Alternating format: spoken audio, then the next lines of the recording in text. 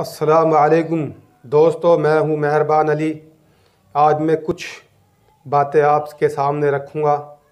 एक तो ये है कि मौलाना जो शाही इमाम है पंजाब में, लुधियाना में, उनका एक बड़ा बयान आया है। उन्होंने पंजाब के शाही इमाम ने कुछ बातें नसीहत के तौर पर बड़े उलमा को कही हैं। शायद ये बातें उन उलमा को बुरी लगती हों, लेकिन उनकी बात ये सही है।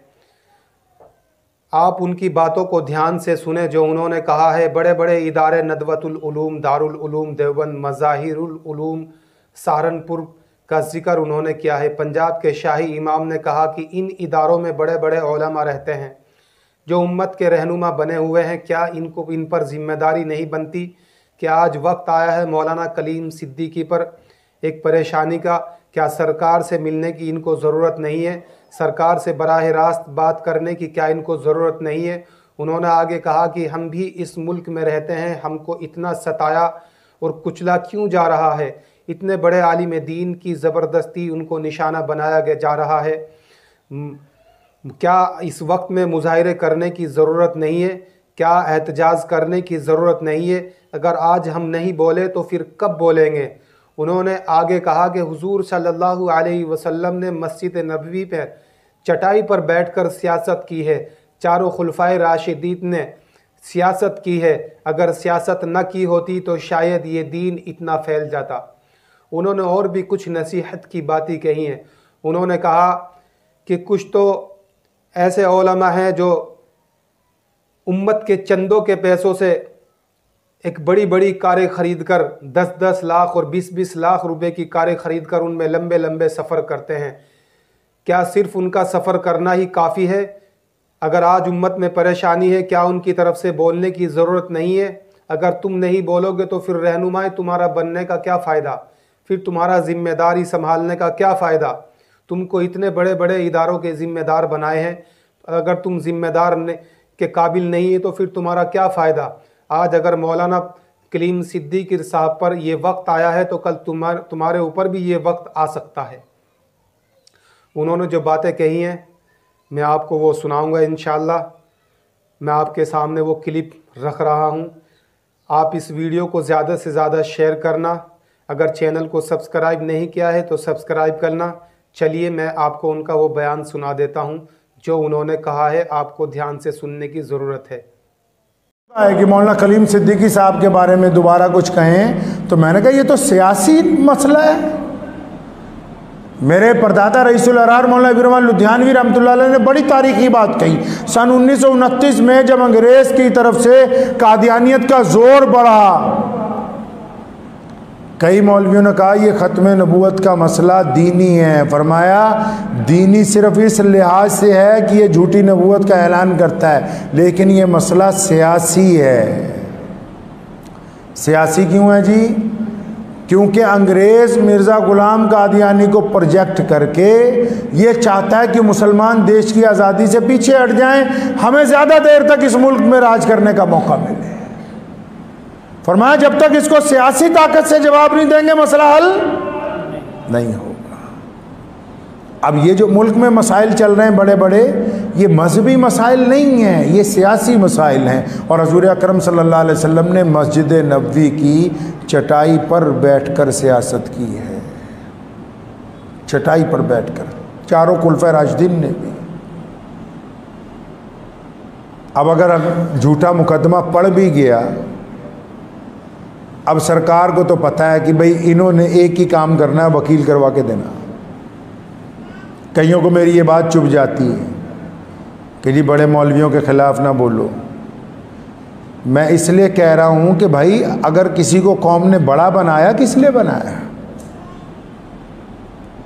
घर में बावर्ची खाने में जिसकी ड्यूटी है खाना बनाने की ना, शाम को नहीं पहुँचेंगे तो नाराज़ नहीं होंगे आप? घर में मर्द की ड्यूटी दौलत कमा के लाने की है, वो खाली हाथ आएगा, आप नाराज़ नहीं होंगे? मदरसे में मुदर्रिस की ड्यूटी तालीम देने की है, वो नहीं पढ़ाएगा तो आप नाराज़ नहीं होंगे? इमाम की जिम्मेदारी वक्त पे नमाज अदा करने की, वो नमाज नहीं पढ़ाएगा तो आप क्या नाराज़ नहीं होते? पुलिस का काम लॉ एंड ऑर्डर को मेंटेन करना है, वो नहीं करते तो क्या आप हुकूमत से नाराज नहीं होते? अगर हर आदमी अपनी जिम्मेदारी अदा कर रहा है तो ये जिनको बड़े मौलवी बनाया, क्या सिर्फ जलसों में इनको जुब्बे पहना के मुसाफिर करने के लिए बनाया? इनको हमारा तमाशा देखने के लिए बनाया? इसलिए करोड़ों रुपए की गाड़ियां खरीद के दी हैं इनको कि जब हम पर मुसीबत आए तो तुम चुप होके बैठ जाना अपने घर में? इसलिए बनाया है क्या?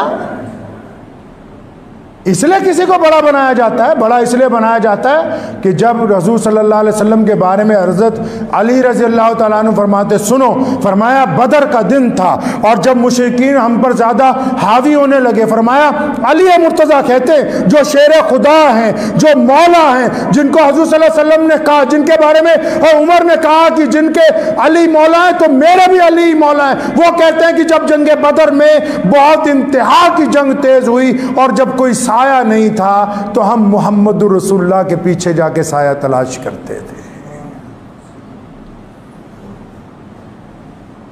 तो किस लिए बनाया? किसी को बड़ा किस लिए बनाया? घर में बाप क्यों हुआ? ताकि बच्चे उसके साए में पलेंगे, हैं जी? हमने एमपी एमएलए क्यों बनाए? ताकि वो हमारी क़यादत करेंगे, वो हमारी जुबान बोलेंगे जाके पार्लियामेंट में, वो हमारी बातें पार्लियामेंट तक पहुंचाएंगे, वहां जाके बताएंगे कि हमारे साथ जुल्म हुआ है, ज्यादती हुई है, क्या बात हुई, वो कहेंगे अपनी जुबान से।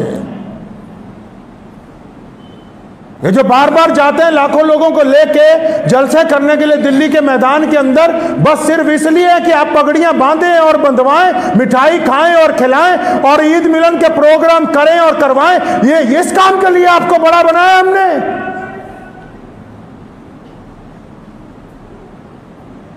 कि हमारी जब बेबसी हो तो उसका तमाशा जब पूरी अकवाम देखें तो आप भी एक तरफ बैठ के कहें कि हमने तो एक प्रेस नोट जारी कर दिया। बस प्रेस नोट अगर जारी करने का मसला है, फिर उसके लिए तो 2 सेक्रेटरी रख लिए जाए, पूरी कौम रख ले 2 बंदों को, ये प्रेस नोट निकाल दिया करें टाइम के ऊपर। दिल्ली की जामा मस्जिद के मेंबर पर कोई बैठा हो और उसकी जुबान ना खुलती हो, और मुस्लिम मुल्क के 4 बड़े मदरसे, दारुल उलूम देवबंद है, नदवतुल उलमा है, अलीगढ़ की मुस्लिम यूनिवर्सिटी है, मज़ारुल उलूम है, और वो खामोश रहे कि जी हमारे एक आलिम दीन के साथ ज़्यादती हुई है, हम कुछ नहीं बोल सकते, तो फिर आप बड़े बने क्यों हैं? कोई आपके बगैर ऐसा तो नहीं कि कौम नहीं चलेगी, ऐसा भी नहीं है। मैं नहीं रहूँगा तब भी मस्जिद आबाद रहेगी। तो ऐसा तो नहीं है कि किसी के बगैर दीन नहीं चलेगा, इस्लाम नहीं चलेगा। मुझे बहुत सारे लोगों ने रोका कि उन लोगों पे एतराज़ ना करें। क्यों, क्या वजह हो गई, पता तो लगे। क्या हमारा काम एक वकील करवा कर देना है, इसी में आप हम पे एहसान चढ़ा रहे हैं कि वकील करवा दिया है? आप जाके मिलते वज़ीर आज़म को, क्योंकि हम इस मुल्क में जिस तरह और लोग बसते हैं हम भी बसते हैं, आप जाके अपनी बात करते। आपने वक्त ही नहीं मांगा। आप यूपी के वजीर आला को मिलते, जाके अपनी बात तो रखते, आपने वक्त ही नहीं मांगा। आप पार्लियामेंट की सब कमेटियों के साथ मुलाकात करते, उनको बताते कि ये जो मुकदमा दर्ज हुआ मौलाना पर, झूठा मुकदमा दर्ज हो गया, आप गए ही नहीं उठ के। आप प्रेस क्लब ऑफ इंडिया तक नहीं गए, जाके उन सबूतों को पेश करते कि जनाब ये देखिए ये ज्यादती हो गई है, इस ज्यादती को रद्द कर देना चाहिए, मुसलमानों को बड़ी तकलीफ पहुंची है, मुसलमानों के साथ साथ पूरे देश में जो इंसाफ पसंद लोग हैं उनको तकलीफ पहुंची है, आप खामोश रहे। तो कहीं ना कहीं ये ज़रूरी नहीं है कि जो लोग सियासी तौर पर हमारे मुखालिफ हैं सिर्फ उन्हीं का कसूर है, उनका कसूर नहीं है, कसूर हमारा भी है। जिन लोगों को हमने अपना कायद बनाया है, जिनको हमने अपना लीडर बनाया, जिनके हाथ में हमने अपनी तकदीर की रस्सी पकड़ा दी, तो उन्होंने हमें ही नज़रअंदाज कर दिया। किसी ने कहा ना, वक्त भी हो गया है कि तू इधर उधर की ना बात कर, ये बता कि काफिला क्यों लुटा। किसी ने अपने कायद से कहा, लीडर से, कि तू इधर उधर की ना बात कर, ये बता कि काफिला क्यों लुटा। मुझे राहज़नों से गिला नहीं, तेरी रहबरी का सवाल है। दुआ कीजिए अल्लाह मुझे और आपको इस पे अमल की तौफीक अता फरमाए। व आखिरु दावाना अल्हम्दुलिल्लाहि रब्बिल आलमीन। ये जिन पीरों ने और जिन बददियानत सरकारी मुल्लाओं ने पिछले 50 साल में यही बताया ना कि इतनी तस्बीहां पढ़ो इतना सवाब मिलेगा, ये उनको सुना रहा हूँ। फना फिल्लाह की मजहर में बका का राज मुज़मिर है। ये किसने कहा कि दीन जो है सिर्फ नरमी का नाम है, दीन तो सिर्फ दुआओं का नाम है। जो लोग दीन पर चलते हैं मुश्किलात भी उन्हीं के लिए। दावतों के साथ नहीं आया जो कौरमा बिरयानी की आजकल होती हैं। मुशक्कतों के बाद हम तक कलमा ला इलाहा इल्लल्लाह मुहम्मदुर रसूलुल्लाह पहुंचा है। से मुसीबतें टल जाएंगी, आपके ईमानदार होने से बहुत सी परेशानियां ख़त्म हो जाएंगी। लेकिन कहते हैं हमने सच नहीं बोला। प्रधान तो मुसलमानों का बनना है, लेकिन जब मसला आ जाएगा तो हिमायत अफसरों की करनी है। प्रधान तो बनना है मुसलमानों का, लेकिन जब पंगा पड़ जाए तो हिमायत करनी है अफसरान की, ताकि वो उनसे राज़ी हो जाएं। तो फिर तुम्हें कहा किसने कि तुम मुसलमानों के जिम्मेदार बन जाओ?